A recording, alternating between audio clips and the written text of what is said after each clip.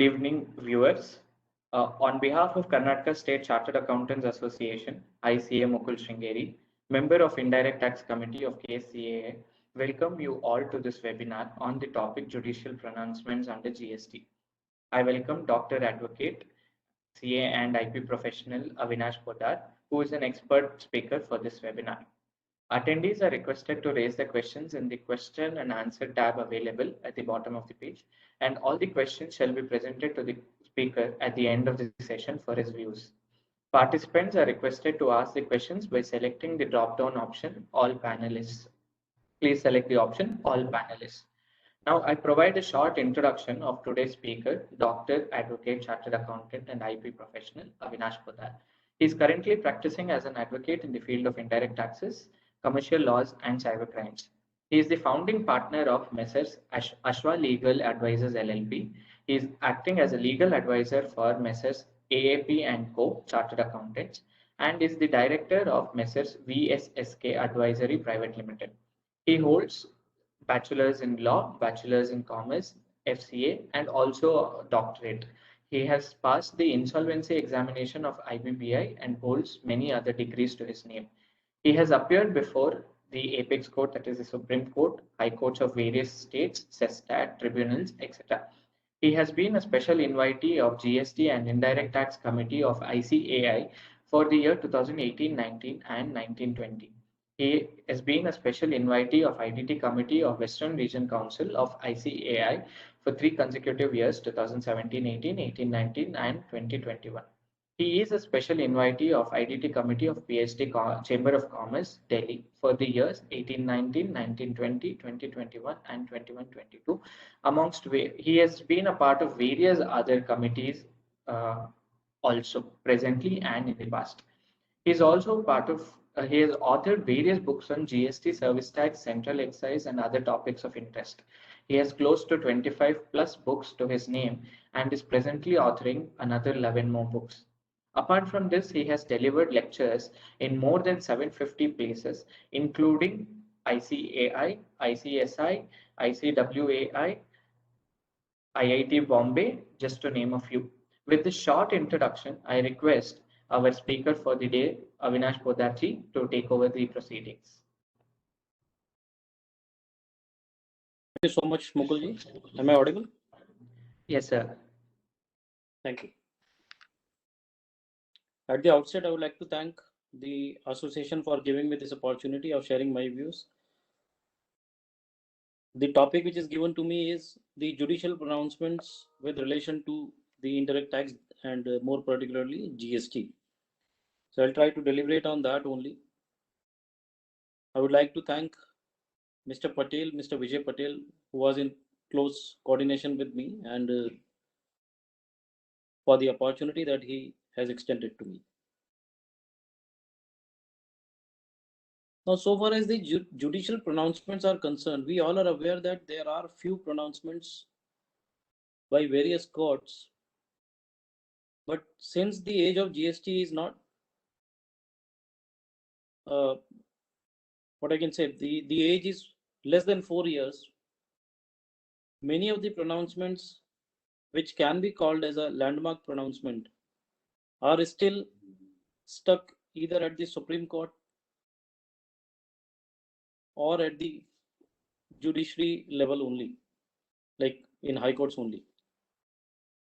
So what I intend to do is, I will take few sections and try to cover few of the judicial pronouncements pertaining to that.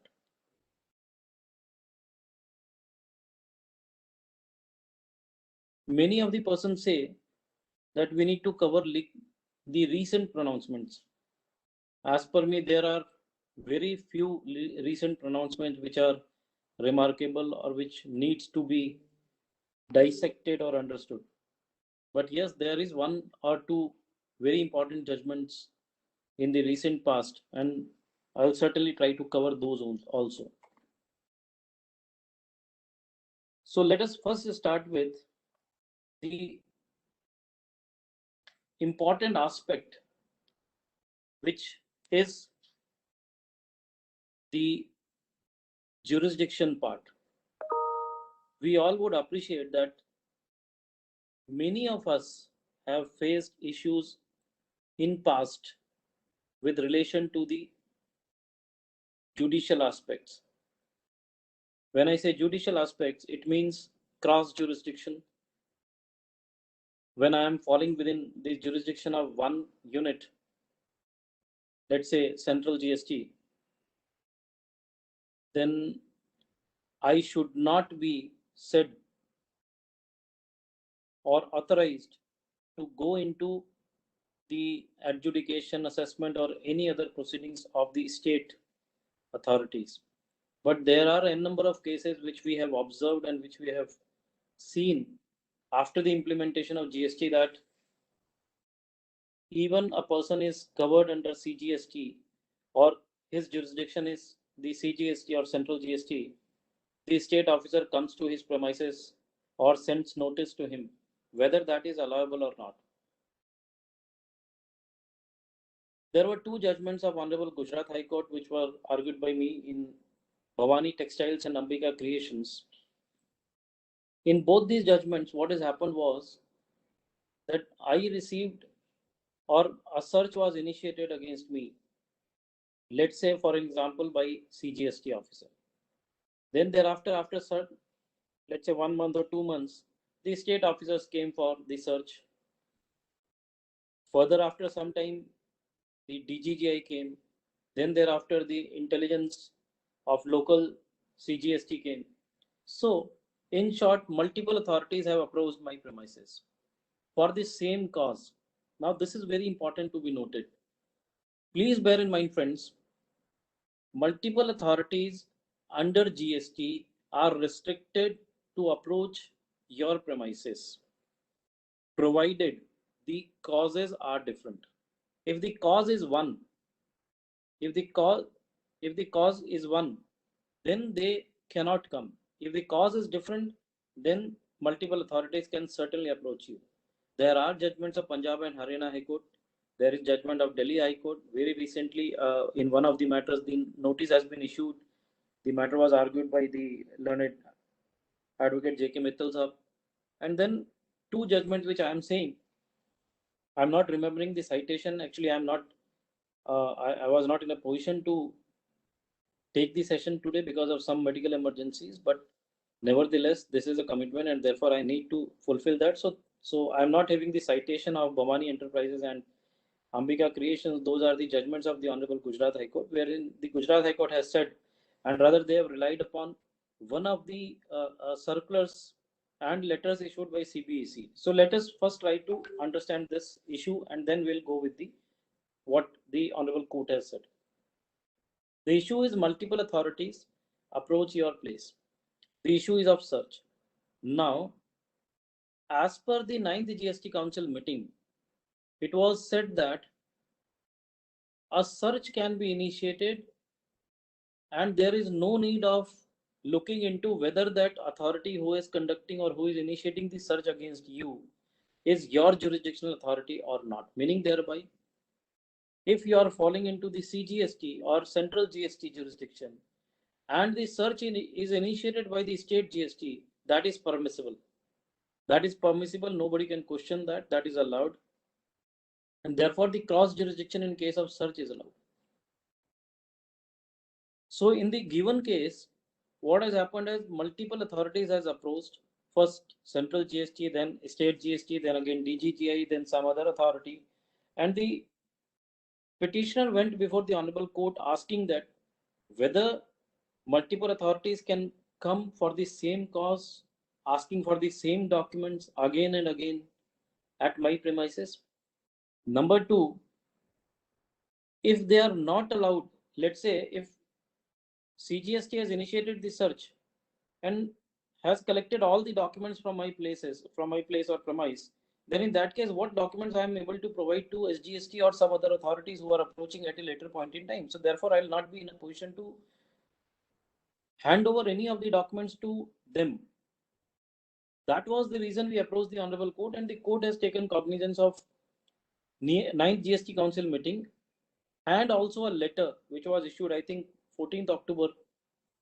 A letter is issued by CBEC wherein CBEC has written in one of the paragraphs that in case of intelligence-based enforcement action,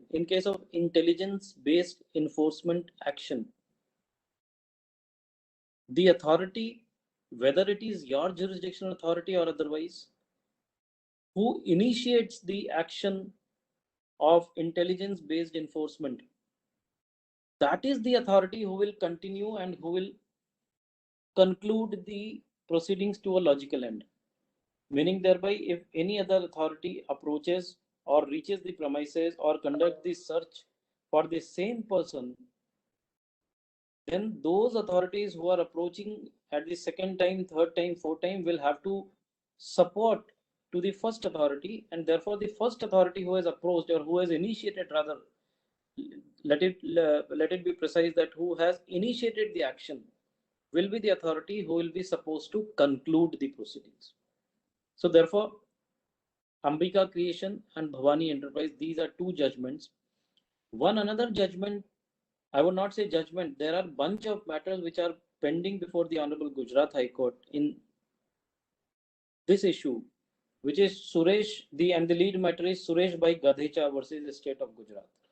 Suresh Bhai Gadhecha versus State of Gujarat. In that matter also, the similar kind of issue was raised, whether multiple authorities can approach to me, and in case for the same cause they are approaching, then whether it is appropriate or not.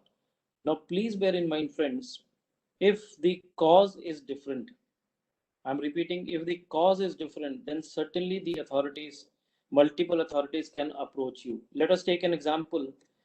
Let's assume that there was an allegation that you have procured invoices from X.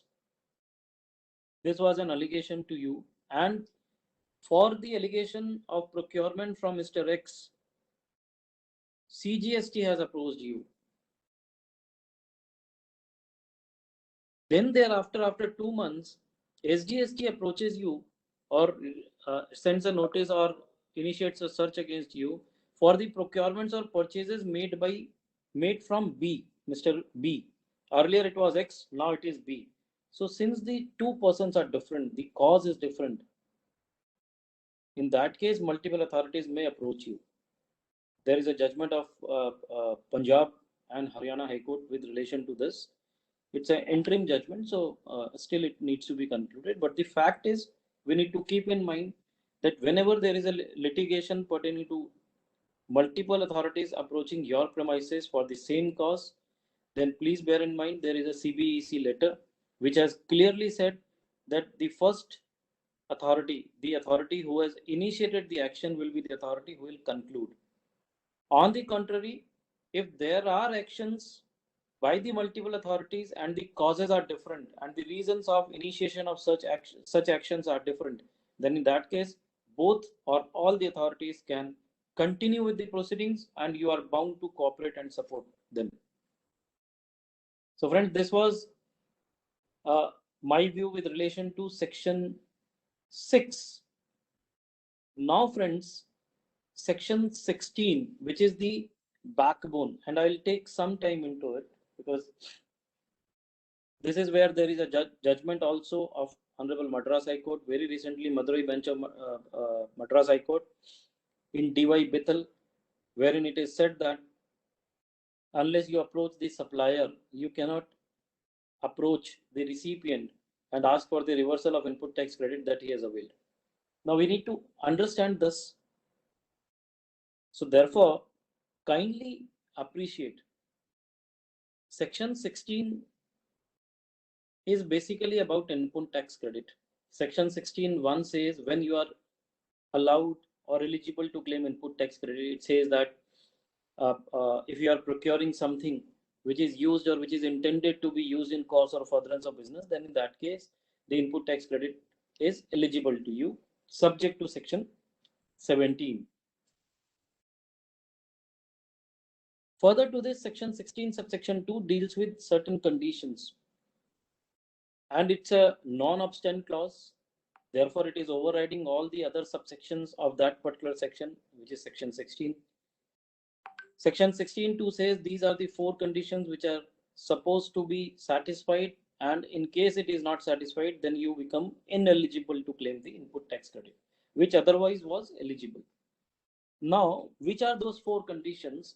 Condition number one says that you should have an invoice. Condition number two, that you must have received the goods or services. Condition number three, the supplier must have made the payment of tax. And condition number four, you must have filed the return. These are the four conditions which needs to be satisfied so as to become eligible for claiming the input tax credit. Now, second and third condition are very, very relevant. Second condition is you must have received the goods or services. And third condition is that supplier must have paid the tax. Now, if I consider the judgment which we are now going to discuss of Honorable Madras High Court of Bethel, in that judgment, what was the fact? The fact was that this petitioner has procured certain goods from the supplier. He has paid the amount of purchases along with the amount of tax to him. Therefore, supplier has already collected the tax from me. And the allegation of the department was that the purchaser is ineligible to claim the credit because the supplier has not paid it and the movement of goods is not there. Meaning thereby, when the movement is challenged, it means that you have never received the goods. So if the allegation is that you have never received the goods and the movement is not there, as per my view, that somehow is not found in the order. But as per my view, even if you substantiate that the supplier has collected and not paid, and therefore first you should go with and argue with the supplier or raise the issue with the supplier.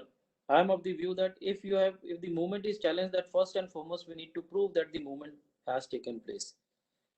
So once you clear this embargo that yes, the movement was there, then the second step can be that the supplier has paid the tax or not.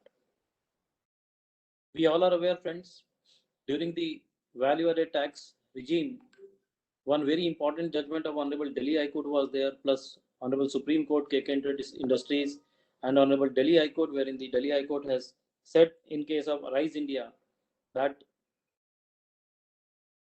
in case of the purchases which are bona fide and the supplier has made the payment of purchase along with the payment of tax, there is no relationship between the supplier or recipient.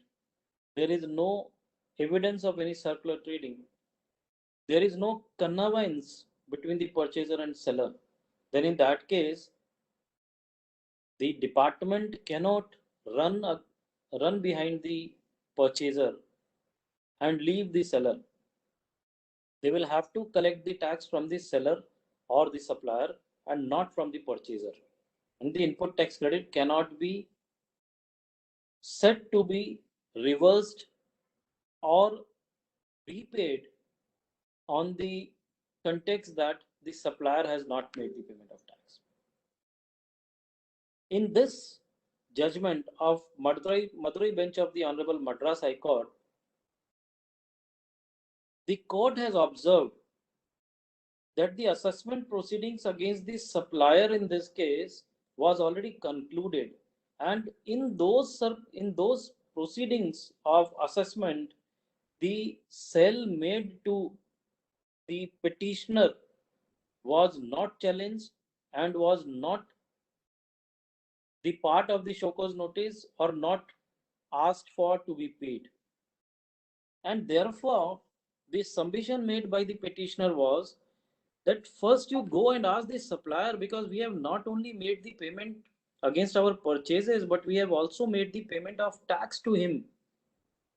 We are able to substantiate on record that we have already received the goods and therefore the movement was there. So now in this case, when there is no connivance, when there is no relationship, there is no evidence of circular trading, there is nothing like which says that there was some mala fide intention of defrauding the revenue. Why you are just approaching me you have to first approach the seller, go and catch hold of him. Then also, if he is not paying, then you can approach me, and then the section or statute or those rules will come into play. Forget about the virus of this section. This virus of section 16(2)(c) has been under challenge before various high courts. Let us wait and watch what is going to happen to this.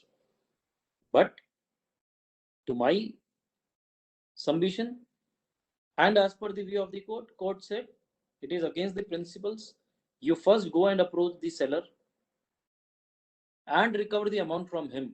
Why you have not raised this issue of sale made to the supplier and the tax not paid against those supplies made? You should have first asked the supplier. Since that was absolutely ignored by you, this is not the right thing that you have done, and therefore kindly the honorable court was pleased to quash the order issued. So this is the judgment. There are various misinterpretations of this judgment. This judgment nowhere says that the department cannot recover the tax or cannot ask for reversal of input tax credit under section 16(2)(c) in case the supplier has not made the payment of tax. The court has never observed this.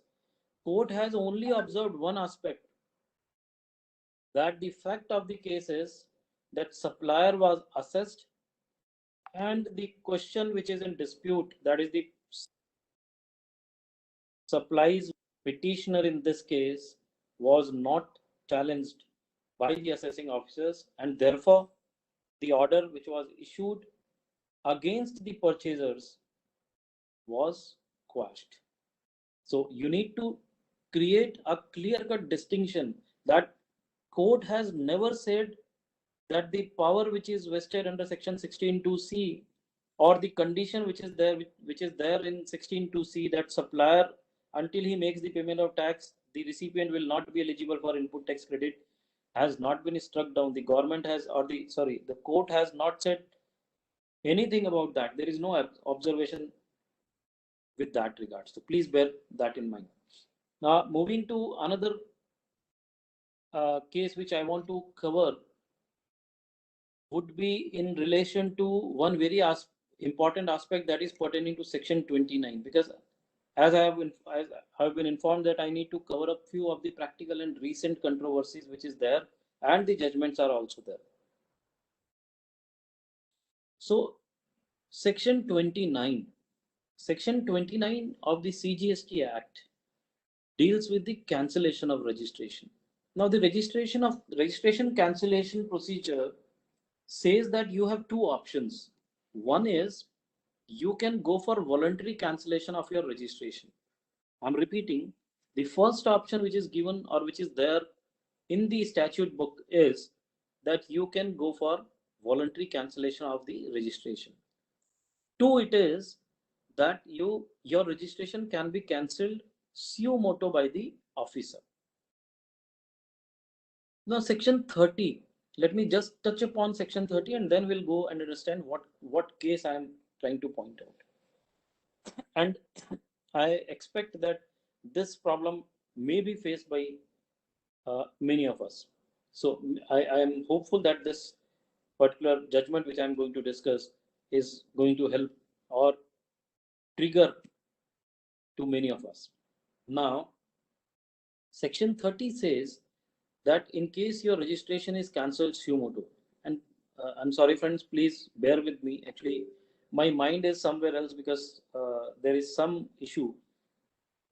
So maybe like I might be quite fast, or there might be some what I can say. I can miss on some of the points. So please bear with me. But the facts and the main issue covered, I'll try to cover that so that you have the gist of the entire thing, and then you can refer and you can understand the case in detail. Offline, I'm always available. You can send me messages at any point in time. I'll certainly revert back on that. I'll share my number also, so that any participant has any issue at any point in time, they can contact me. And I'm very much aware the situation in Bangalore is also not good, and same is at our place. So we all are struggling with the same, and the only thing that can be said is we need to just keep ourselves safe. Nevertheless, let us proceed with the discussion because I may have to leave early also. Now, Section 30 says that once your registration is cancelled suo moto by the officer, you can make an application for revocation of that cancellation of registration.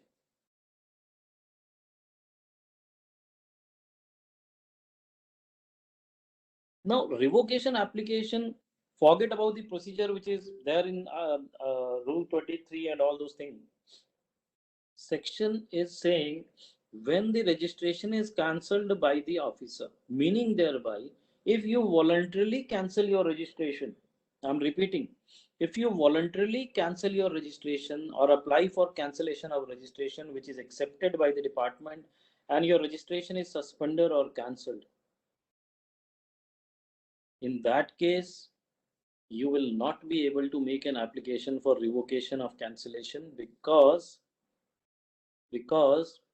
the section is not providing any chance of making an application for revocation of order of cancellation. So therefore, I'm trying to cover two judgments now, which are two different kind of judgments, but very, very important as per me. Both were argued by me, both are of Honorable Gujarat High Court. One, that was a judgment of Netrika Trends. Now, what has happened in this judgment? The petitioner has made an application for registration in July 2017. He waited for a few days, but nothing, no correspondence or communication he received. And therefore, he has made an application for registration again. So now this was the second time he has made an application for registration. What has happened then? Second registration was granted. And in the meanwhile, the first application that he has made, that was also granted. Now he was not aware that he has two numbers, and therefore he continued with the second number. Login, he complied with the law, tax payment, everything he has done. Then all of a sudden, one day he came to know that his number one is also there. He has applied and that was allotted. So the petitioner informed his consultant to cancel the registration number one. But by inadvertent mistake, the petitioner's consultant has cancelled the registration number 2, on which he was doing the entire business. Now his business was absolutely stopped. The repercussion was, since the registration was voluntarily cancelled and it got cancelled from the prior date, all the supplies that he has made were again challenged, because now the recipients were getting the information or getting the notices from the department that you have procured from Mr. X, and Mr. X registration has already been cancelled. He has gone for voluntary cancellation of that registration, meaning thereby he has not made the payment of tax, and that vicious circle has again started.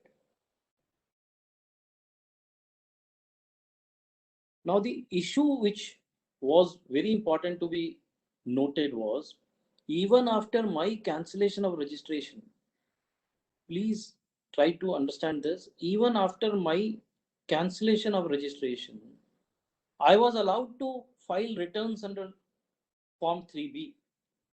My registration was cancelled voluntarily by mistake by one of my officers of the office in, let's say, July 2018.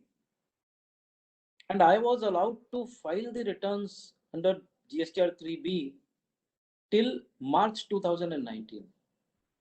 Now, once the returns are being filed, you cannot assume that the mistake has happened, because it was never an intentional thing. I was willing to apply for cancellation of number one. I got, or I, by mistake, I made the application for number two and it got cancelled. But since the returns were being filed, I was never aware. Now what happened? somehow, because of the cancellation, the e-way bill generation stopped in, let's say, April.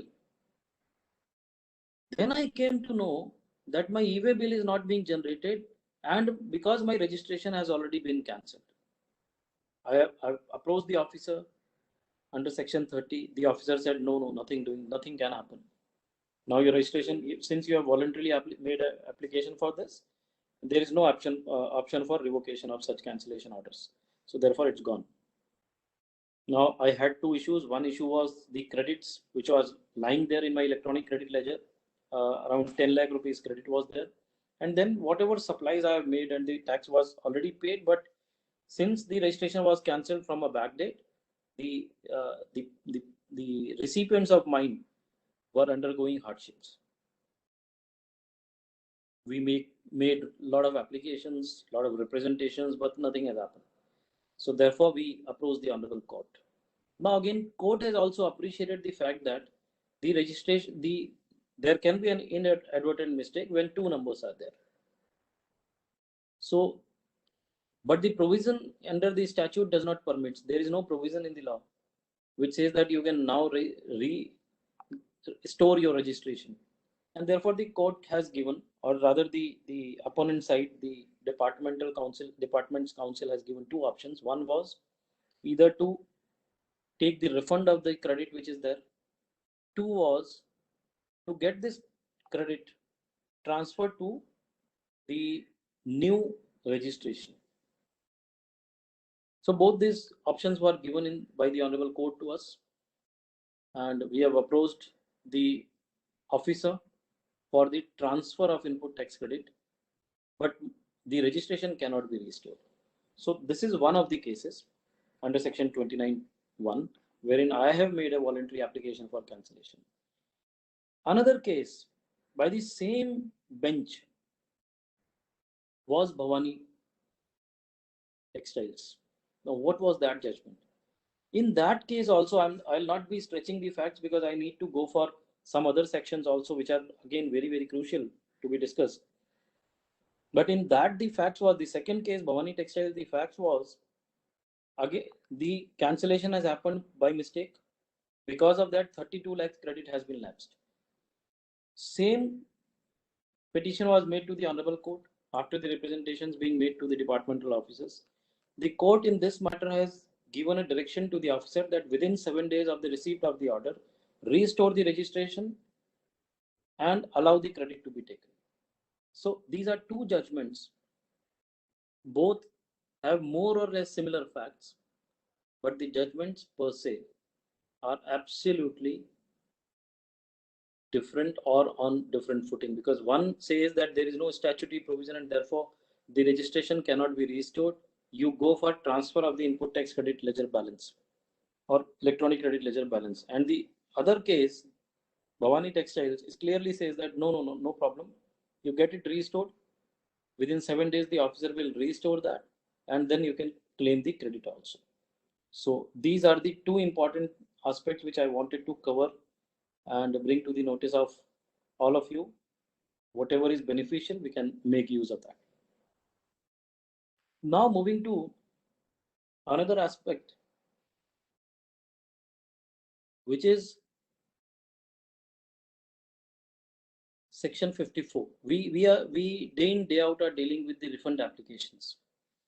We all are aware one of the important judgments by the Honorable Gujarat High Court, and then thereafter one of the another controversial judgment by the Honorable Madras High Court.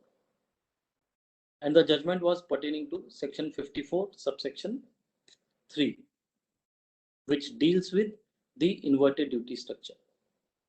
Now friends, please appreciate section 54 subsection 3 starts with that the accumulated input tax credit should be refunded. Now whenever input tax credit term is to be used, we need to refer to the definitions which is given in the statute. Input is defined, which include goods. Input tax is the tax which is being paid under different acts. and the credit of those input tax is input tax credit. There is no distinction between input services and capital goods so far as the claim of refund under inverted duty structure is concerned. And therefore, in one of the cases, we approached the Honorable Gujarat High Court, wherein we have said that not only the input refund should be given to us, but also the input services or the amount which is getting accumulated because of the input service should be refunded. And not only input services, but also capital goods should be refunded. Now, the petition wherein we pressed about the input services to be refunded was disposed of in our favor, wherein the court has struck down the retrospective amendment of Rule 89.5, and the issue or the petition wherein we have challenged both input services and capital goods is still pending before the Honorable Gujarat High Court. So there was one judgment given by Gujarat High Court which said that yes, if you read the provision of the law, input tax credit, then it says accumulated input tax credit. It nowhere says, and for determining, I am repeating, please try to understand the point which I am trying to raise, and which we have raised before the Honorable Court also. To determine whether I am being covered in the definition of inverted duty structure or not, we need to consider whether the rate of input, I am repeating, whether the rate of input is higher than the rate of output. Just to determine whether I am falling in the inverted rate structure or not. But once it is determined that I am falling in the inverted duty structure because the rate of input of mine is higher than the rate of output, then there is no embargo in the law which restricts me from claiming the credit which is being accumulated from input services or capital goods. And therefore, any credit which is being accumulated, as per my view, any credit which is being accumulated either by input or because of input services or capital goods, or every credit is refundable. Otherwise, they will have to amend the law. In law, they have not given any such restriction, that they have not written in such a fashion that if your input is on higher rate and output is on lower rate, then the accumulated refund only with relation to inputs will be refunded back. No, they have not written that. And then there are various interpretations. The term is used inputs, whereas the definition is of input. That means whenever I use the term inputs, it is meant that it is not only input but also input services and capital goods. So there are a lot of arguments. Because of the paucity of time and because of the situation in which I am, I'll not be able to drag it further. So this was the Honorable Gujarat High Court, which appreciated the submissions made by us, and I'm really happy. There was a bunch of matter which was argued for 54.3, and three of the matters in those bunch were argued by me also, and I was a part of this landmark judgment, wherein the refunds was allowed. Now Madras High Court again, in another case, has said no. This input tax credit will not be refundable. When I say 54.3 for Gujarat High Court, it is VKC footsteps. That is the judgment. So you can just look into, you can search for VKC footsteps. You will find the judgment. And so far as this, the other judgment is concerned, which I was just discussing of Madras High Court, that judgment, I'll just name it. Give me 1 minute. It is TVL Transtunnel Stray Afghans Joint Venture versus Union of India. Let me give the citation also. For Madras High Court, it is 2020-2020 119.taxman 324. 119.taxman 324. And so far as VKC fourth step is concerned of Honorable Gujarat High Court, it is 2020 118 taxman.81. Taxman.com 81. So that is Honorable Gujarat High Court, wherein Gujarat High Court has given in favor, whereas the Madras High Court has said no. It is restricted only to inputs, and therefore the challenge of virus of Rule 89.5 read with 54.3 is upheld, and the refund will only be pertaining to inputs. So this was all about section 54, wherein I wanted to touch upon these two judgments. Now there is another very important aspects which I'm sure many of us might have come across, and that is pertaining to a drawback system. Now we all are aware that when GST was introduced on 1st July 2017, till September 2017 we were not informed about the cases wherein we have two options. We had two options, one higher drawback and the lower drawback.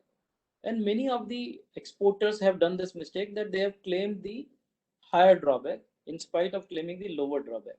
And the government has rejected their refunds, or rather they have withheld the refunds, saying that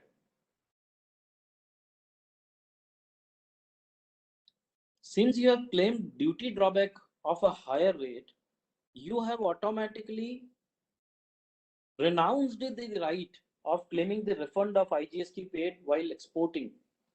This is their logic. And then there was a circular also issued by the government, wherein they have said that no, you will not be able to get the refund because you have voluntarily renounced the right, that you don't want the refund of IGST paid, because, and therefore you are claiming the higher rate of drawback. Now this case was, there are various judgments, but the first judgment which came from Gujarat High Court was Amit Cotton Industries. And then thereafter I argued at various courts. Madras High Court also, Madurai bench, there was a judgment, Precourt Meridian Limited. And then Kerala High Court also, we got the judgment from, again for Precourt Meridian. In Gujarat High Court, we are arguing for many matters. And let me share with all of you, Amit Cotton Industries, although the department says that it is under challenge before the Honorable Supreme Court, but the Amit Cotton Industries has been disposed, and there is no pendency so far as my knowledge is concerned in Supreme Court, and the amount which was challenged is also refunded back. So let us first try to understand in 2-3 minutes so that we cover up this and we move ahead. Always this confusion was there, that whether the amount is refundable, IGST paid on export is refundable when you have claimed the drawback. Now, if you read this section has a restriction that when you claim drawback, you will be restricted the refund. No, that has to be read in totality so as to interpret the provision. And the provision, when we read in totality, means that drawback pertaining to the CGST or SGST or IGST. Meaning thereby, if you are claiming the drawback of customs, then the refund of IGST is not restrictive. If you are claiming the drawback against the IGST paid or C or S paid, then only that restriction will be applicable, which is provided in the statute. Otherwise, there is no such restriction. Plus, Rule 96(10) plus Section 54(10), 96(4) and 54(10). Refer that. That is the power which is given. Those subsections, Section 54(10) and 96(4). That subsection and 96(4) rule gives the power to the authority to withhold the refund, but in very limited circumstances, in very limited happenings. And that is, if you have not paid something, if there is some appeal pending, some payment is to be pending to the government, then the refund can be withheld. So all those conditions are there, but no such situation is specified in the law that if you have claimed higher drawback, then a refund will be withheld. So therefore, Amit Cotton Industries is one of the beautiful judgments so far as this refund is concerned of drawback. And then there are various judgments. Another celebrated judgment is the Precourt Meridian Limited. So friends, this was section 54 which I wanted to cover, and now let us try to go into section 67. Section 67, we all are aware, is one of the most important sections because the department uses this section every now and then. And this section is of inspection, search and seizure. We all are aware Section 67(1) deals with inspection. Section 67(2) deals with the search power. Now, practically, there is a judgment which again is very, very important judgment, and that judgment is pertaining to one question. And that question is, although I'm covering that judgment, but it is not concluded. There is only an interim order which is issued by the Honorable Gujarat High Court, and then thereafter, now very recently by Honorable Madras High Court also. And that judgment is Bhumi Associate versus Union of India. Bhumi Associate versus Union of India, 2021, 2021, 124, taxman.com, 429.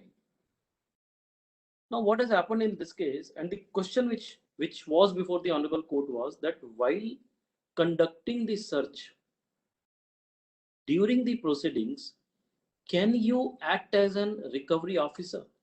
Can you ask me or compel me to make the payment of tax along with interest and penalty? That was the question. And the another question was, can coercive measures be taken? I may be compelled to such extent that I will have to make the payment of tax on the spot, otherwise I will be arrested. So I'm not going into that question which was raised, or the constitutional validity which was challenged for Section 69 before the Honorable Courts, that whether it is a valid provision or not, or it is ultra vires the provision, ultra vires the Constitution, that the power to arrest is being utilized by the officers before adjudication. I'm not going into that question because the time also will not permit me to go into that. But this issue I will certainly like to cover up, because many of us are facing, I'm sure many of us are facing such kind of issues wherein the department is initiating, they are alleging us that you are indulged into circular trading, you have supplied the invoices, you have procured the invoices, blah, blah, blah. First and foremost, as per my reading of law, this cannot be a reason for initiation of a search. Section 16(2) has very limited power which is given to the officers. In two situations only the search can be initiated. One, that there are certain goods which are liable for confiscation. Two, books, things, or documents are lying or secreted at some place, and the intention is to evade the payment of tax. Unless these are the situations, you cannot initiate a search. Now, in these cases wherein the department is initiating a search on the ground that there are certain procurements which are on the basis of bogus invoices or whatsoever, I would submit that the search was not at all permissible in these cases, or search is invalid, illegal as per the provisions of Section 67(2). Again, not going into those details, let us try to understand the facts of this case, which is Bhumi Associate versus Union of India. What has happened?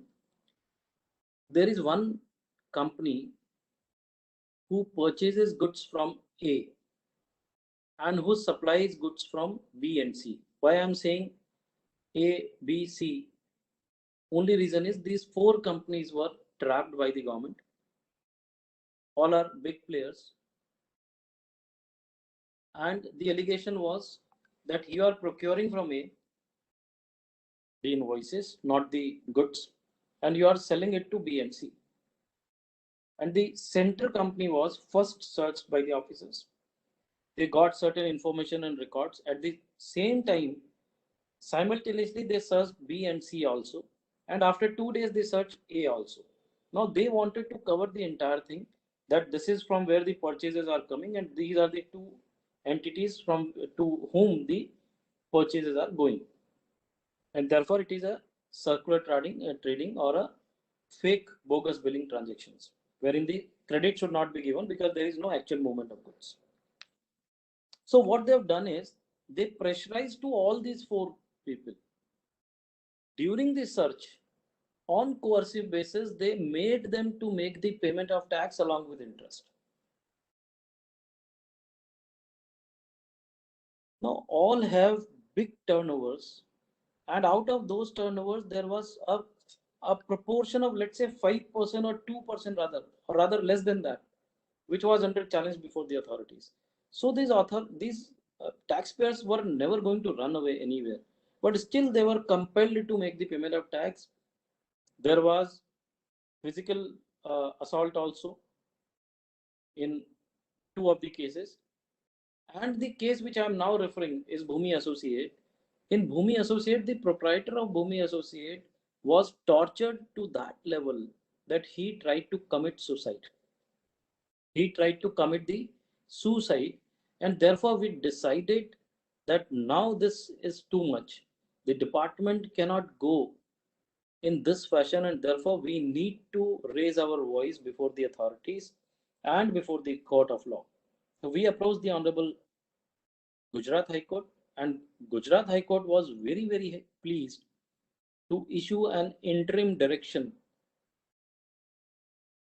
rather four directions. I'll be reading for all of you the four directions. I'll be explaining those four directions to you, which the Gujarat High Court has given.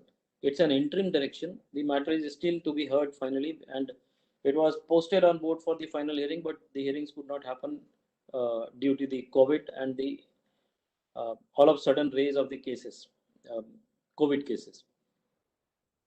But I'll recommend you all to please read this judgment.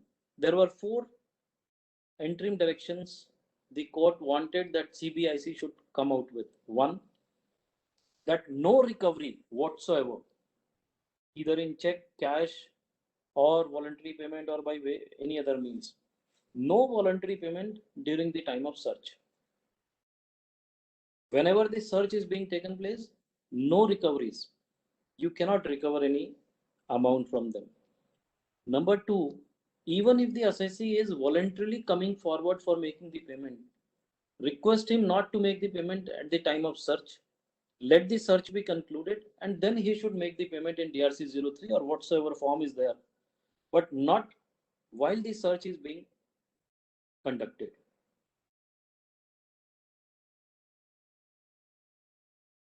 Third, there has to be a facility of raising a complaint against the officer who is the party or who is the team member of the search team. And four, if any complaint is filed against the officer who has not cooperated, who has not complied with the first condition that no recovery should be taken, no recovery should take place at the time of search. If he has violated any of those things, then strict disciplinary action to be taken against that officer. So these were the four directions, interim directions given in this order in Bhumi Enterprises versus Union of India. And once again, let me tell you the four things. One, no recovery at the time of search. Two, even if the person comes voluntarily to make the payment, then request not to make the payment while the search is being taken place or the search is being conducted. Tell him to make the payment next day. That is not an issue. Third, to have a facility of raising the complaint against the officers who are coming from search, who are coming for search and taking the coercive measures. And fourth, not only the facility of complaints, but if any officer is found that he has not complied with the directions given, then in that case, strict disciplinary action to be taken against him. So these were the conditions which is there. And Bhumi Enterprises a judgment, Bhumi Enterprise Associates, I'm sorry, Bhumi Associate versus Union of India. Citation 2021 124 taxman.com 429. So this is also, this judgment also can be referred. It's a good judgment, and interim relief was given. And again, I'm very happy to share with all of you that I got the chance to argue this issue. Now let us move to another very important and latest judgment, I would say, which is given by the Honorable Gujarat High Court again in one of the matters wherein the issue is pertaining to the order which is getting issued by the department nowadays. And the matter is Anish Infracon. Let me check. Yes, I can give the citation also. Anish Infracon India Private Limited versus Union of India. 2021 127 taxman.com 61. Gujarat High Court 127 taxman.com 61. Now, why I'm saying this is again an important judgment, the reason is nowadays what we are finding is, and you can read one more citation. I don't think I'll be having that much of time to cover because I intend to stop my deliberation by 6:10 so that we have 10-15 minutes for the question answers, because I may have to leave at any point in time. So therefore I will be covering up in 10 minutes, and I want to cover 2-3 judgments still. So please note down one important judgment of Gujarat Petronet Limited. If need be, I'll be sharing the order also. Gujarat Petronet Limited. Let me share what was there in that judgment. Gujarat Petronet Limited, the judgment of Honorable Gujarat High Court said that the period of limitation for filing an appeal will not start until the order against which the appeal is to be filed, is uploaded. Meaning thereby, if the officer is not uploading the order on the portal, then the period of limitation of 90 days, 3 months, or whatsoever will not start. That is Gujarat Petronet Limited versus Union of India. I'll try to give the citation also of that. But prior to that, let us try to understand Anish Infracon. Now, what was there in Anish Infracon? Nowadays, you will find that the orders of one pager are coming. Even the show cause notices, they issue DRC 01, wherein just they say under this section, this is the allegation, one paragraph, and the amount, interest, penalty, everything in signature. That's it. And then same is with orders. DRC 07, one pager form. They give the amount, section, the one paragraph, and over. Now, if we read rule 142, 142 rule clearly says that DRC 1 or DRC 7 are the summary forms which are to be issued electronically by the officers, but those are not the show cause notice or orders. Those have to be issued along with the show cause notice or along with the orders. That is the provision in rule 142. So therefore, if DRC 1 is to be issued, it needs to be issued along with the show cause notice, a detailed show cause notice as per the various circulars issued by the government, wherein they have said this should be the structure of the show cause notice, not in GST regime, but in the erstwhile regime. And same is with orders also. If DRC 7 has to be issued, it cannot be issued standalone. It has to be issued along with the detailed order. Otherwise, it will tantamount to non-compliance of the procedure which is laid down in the law, number one. Number two, unreasoned order or a non-speaking order.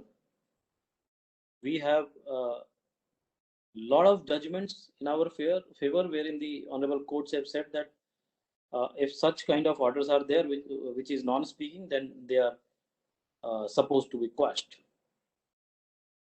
So in this also, Anish Infracon, the matter which we are discussing now, the same kind of issue was there. DRC, first we have received a show cause notice in DRC 01.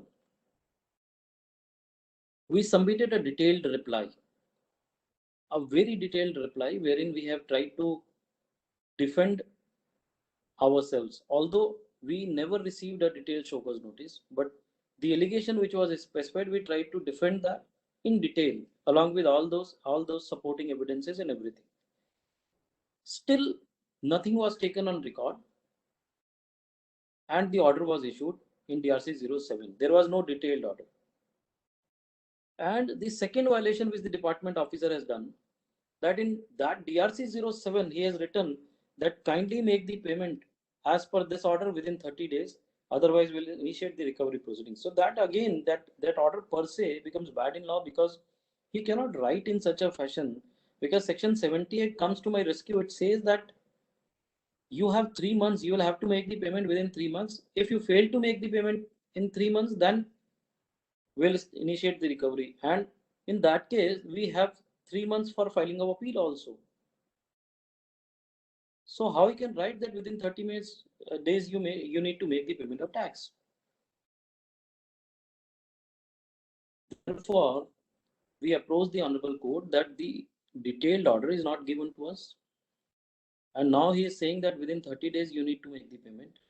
The payment demand is absolutely bad in law. Court has taken cognizance of this, but unfortunately, as we all understand that if alternate remedy is there, then generally the court do not intervene, even if we are approaching through writ.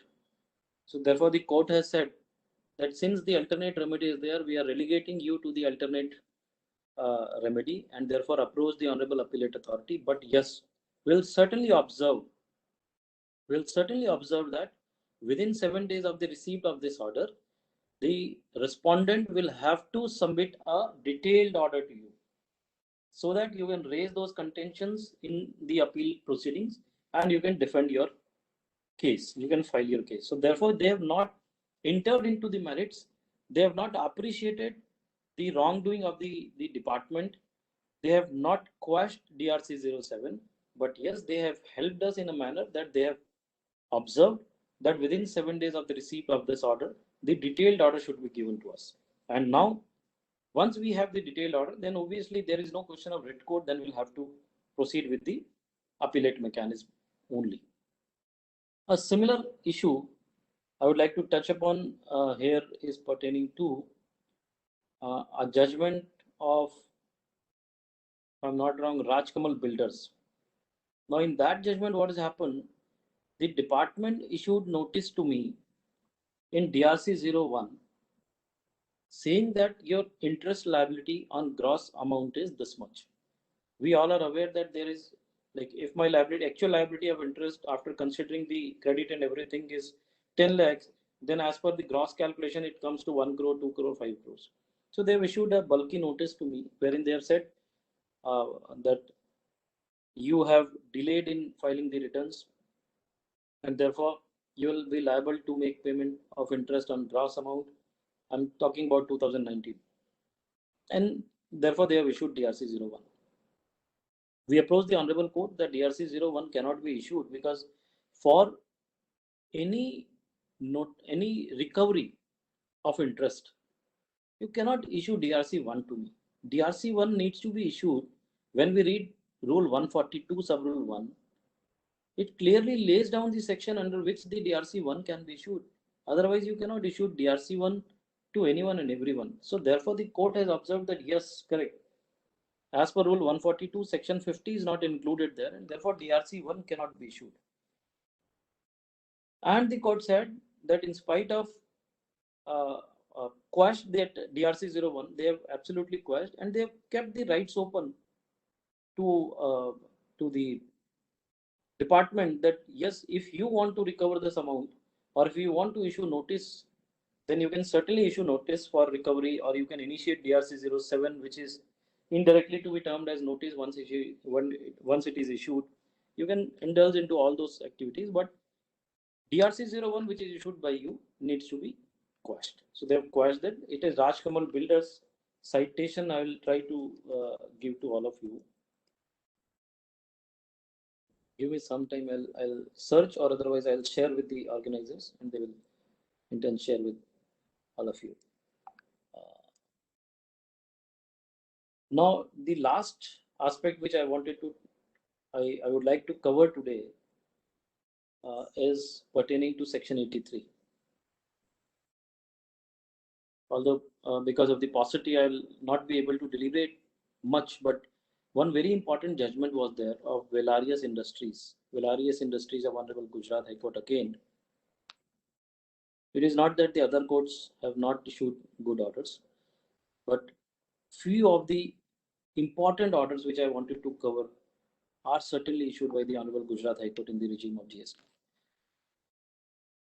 So this again is a very important and a very vocal judgment, Velarius Industries, wherein two questions have been answered very categorically.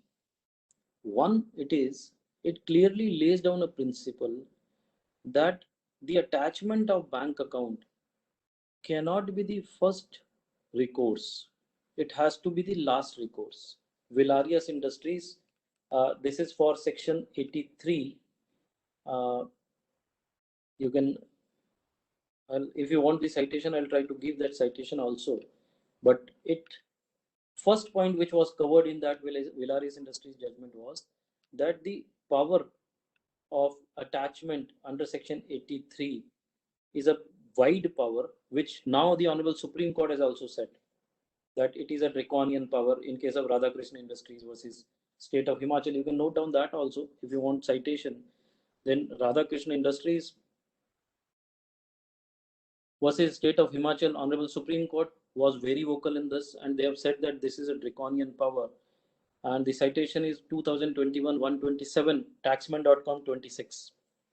And the judgment which I was trying to cover, I have also few matters, few judgments in my name, but I'll try to not cover that. But the very important aspect and very important judgment, which was of Vilarius Industries Limited versus Union of India, and the citation is 2019 109 taxman.com 218. I'm repeating, 2019 109 taxman.com 218. Honorable Gujarat High Court, Vilarius Industries versus Union of India. In this short, two precise points were: one, that the attachment of bank account, you have the broad power, draconian power now set by the Honorable Supreme Court of attaching my bank accounts, attaching my property, attaching everything. But this judgment says that provisional attachment, if you want to recover, first and foremost, you will have to ascertain, you will have to have an opinion that yes, it is very, very difficult for us to recover the amount from this particular person. Therefore, the provisional attachment is mandatory. And the order says very clearly that provisional attachment of bank account should be done or should be taken as a last recourse by the officer. It cannot be the first recourse. You explore everything, you try to attach the properties if you want, you try to attach other things if you want, and then also if you are unable to recover the amount, then you can go for the attachment of the bank account. Otherwise, you should avoid attachment of the bank account. Then another judgment that I would like to share is Pranit Hem Desai versus Additional Director General. It is 110 taxman.com 472 2019 110 taxman.com 472. Again, a very, very beautiful judgment wherein section 83 has been uh,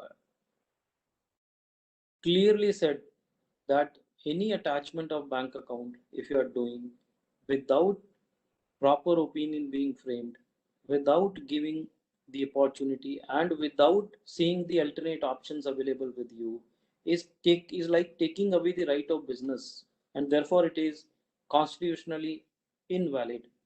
So they have quashed the order of the attachment in that case. Another important judgment of section 83 can be with relation to the attachment of bank account, which is a cash credit account. Till date, we had come across various judgments wherein the cash credit account cannot be attached, was not specified in the order by any of the courts.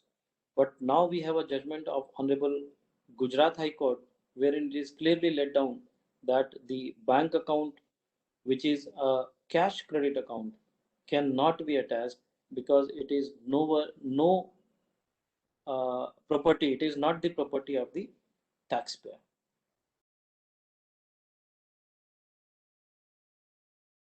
Friends, this was my views with relation to section 83. Still, there are a lot of things which I wanted to cover on, but because of the paucity and because I have already received the message that I'll have to leave within 5-7 minutes. So I would love to take up the questions, and I'm sorry for the inconvenience caused to the association, but I was also the things were not in my controls, but had given the another opportunity, certainly I like to cover up many more such aspects which are important from practical things, from practical issues point of view, because I don't want to cover any of the issues which are theoretical. All these issues which I have covered are dealt with, or rather are faced with by most of us. So therefore, I try to cover that. Still, many of the cases, many of the issues have been left out, and given the opportunity, I'll certainly try to cover some other time. With this, I'm thankful to each one of you. If any questions are there, certainly I'd like to take up in 5-7 minutes, and then I'll have to seek the permission to leave the. We thank you very much, sir, for accepting the invitation, and we really appreciate your commitment to take up this session in spite of the difficulties that you're facing on the personal front. We really appreciate that, sir. I will not take much of your time. There are a couple of questions which I will be posting, which was asked by our members.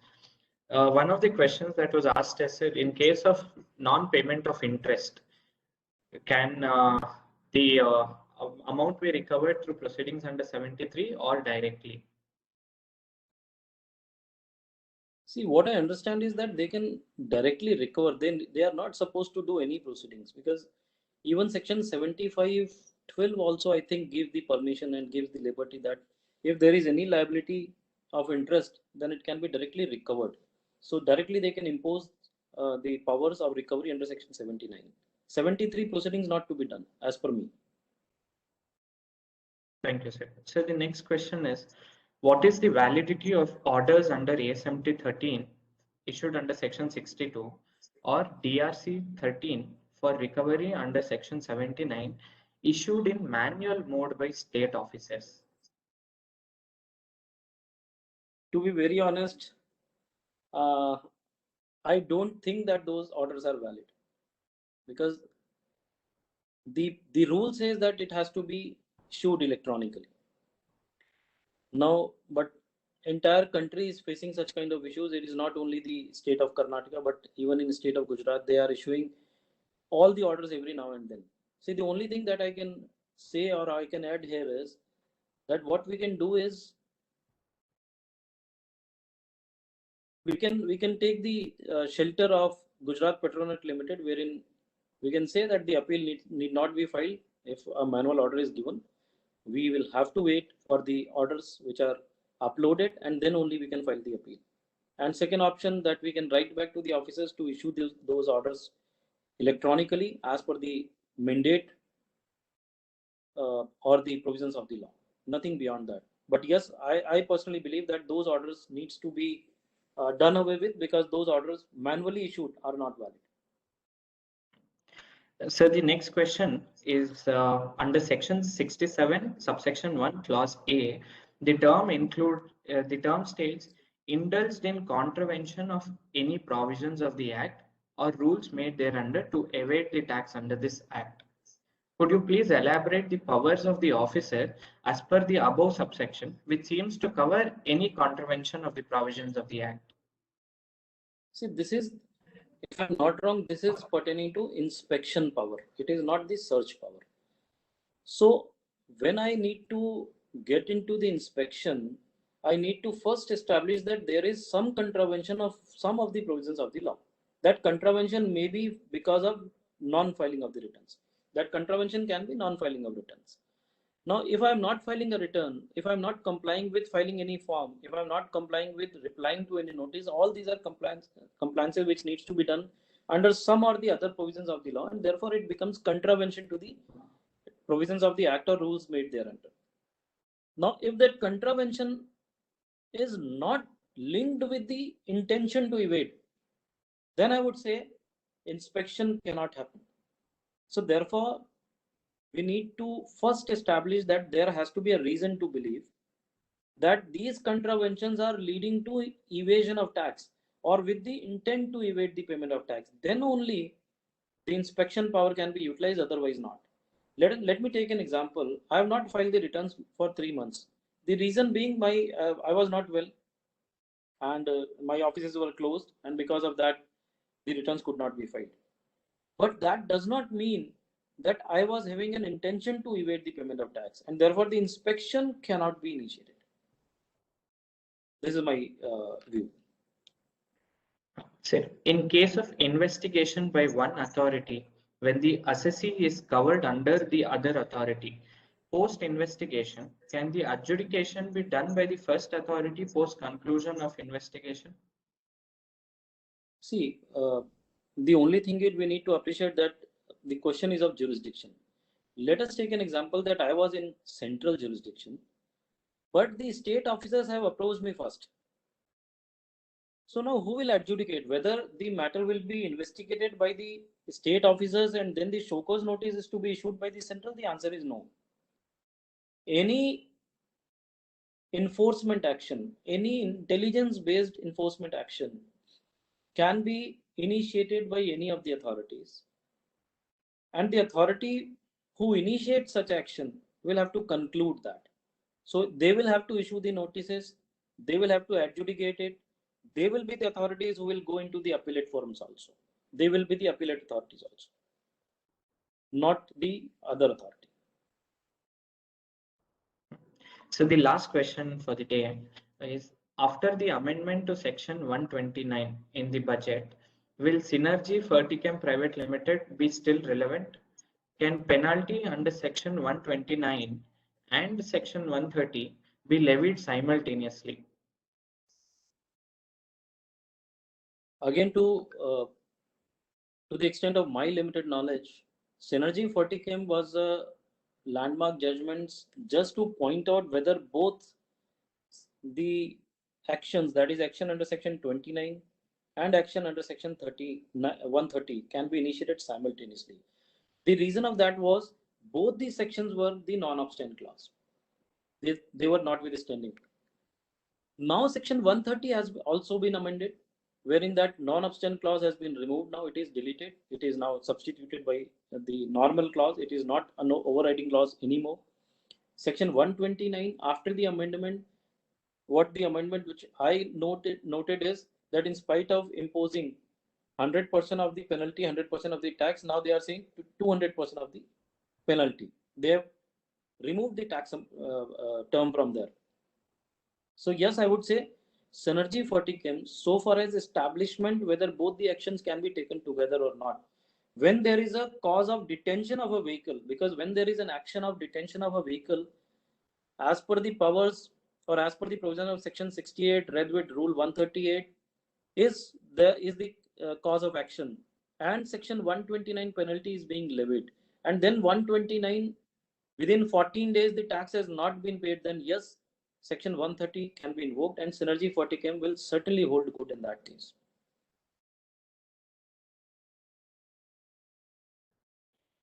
Yes, sir. These were the questions for that was asked by our members. So we really thank you for being a part of the session in spite of your other issues back there. We understand that, and we also would like to have you for a full-fledged session subsequently when things are all fine, sir. I request My pleasure. Thank you, sir. I request Sujata madam to make the announcements with regards to the upcoming session. I thank all participants for attending to today's knowledge series on indirect taxes, that is on GST recent judicial pronouncements. Tomorrow we are having another program on mental health and stress management, because from KSCA we believe that it's not only important that we have to gain our knowledge, but we have to, in these tough times, we have to stay motivated, confident, and stay healthy.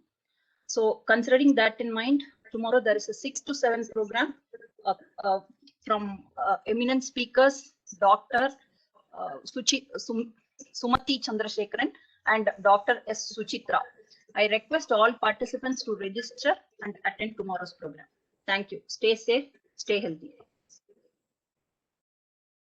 Good evening, everyone. I am honored and lucky to have been given the opportunity to present the vote of thanks today. I would like to thank Dr. Avinash Poddar for explaining the law in such an extraordinary manner. I like to thank our president at KCAA, CA Kumar S. Chirajini, and CA Vijay Kumar Patel, chairman of IDT committee, for being ever supportive and encouraging us to conduct such sessions. I would also like to thank CA Vinayak for his unflinching support in handling all the IT related requirements for this session. I also like to acknowledge the efforts of CS Sujata Raguraman, member of ITT Committee KCA. I thank KCA for taking up this initiative and organizing such knowledge enriching session. Before concluding the session, the recordings of today's session will be uploaded on our portal www.kscaa.com. Members may visit the website for viewing this session once again. Thank you. Thank you, sir. Thank you so much. Thank you.